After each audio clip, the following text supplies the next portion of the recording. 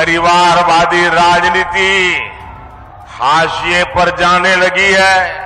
मां बाप से विरासत में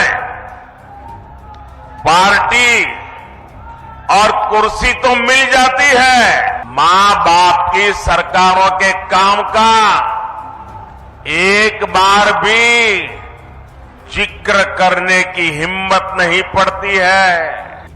पीएम मोदी ने किस पर निशाना साधा है? अब पीएम मोदी बिहार पहुंचे हैं तो जाहिर है जब वो ये कह रहे हैं कि बिठाए बिठाए सत्ता मिल गई, साथ ही ये भी कह रहे हैं कि उनको अपने माँ बाप के सरकारों के काम याद नहीं है, तो वो किसको ऐसा कह रहे होंगे?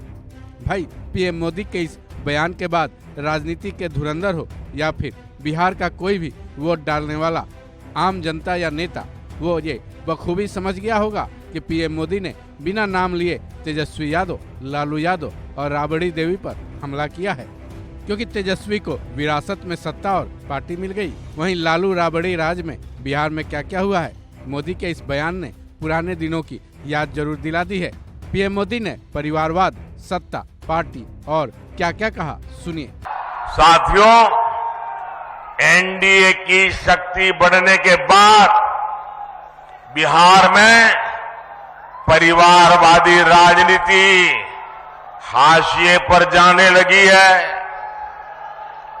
परिवारवादी राजनीति की एक और विडंबना है, मां बाप से विरासत में पार्टी और कुर्सी तो मिल जाती है, लेकिन मां बाप की सरकारों के काम का एक बार भी जिक्र करने की हिम्मत नहीं पड़ती है। ये है परिवारवादी पार्टियों की हालत।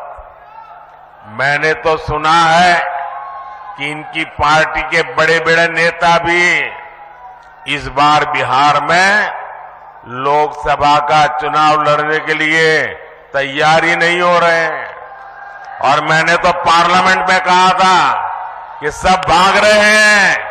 आपने देखा होगा, अब लोकसभा का चुनाव लड़ना नहीं चाहते, राज्यसभा की सीटें खोज रहे हैं लोग। जनता साथ देने को तैयार नहीं है।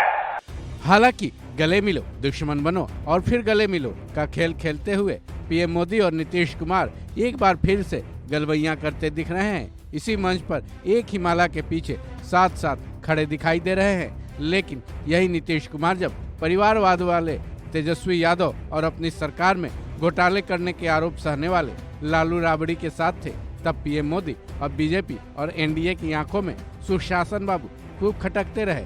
अब जब पीएम मोदी नीतीश के साथ हो गए हैं तो सारे गिले शिकवे खत्म हो गए।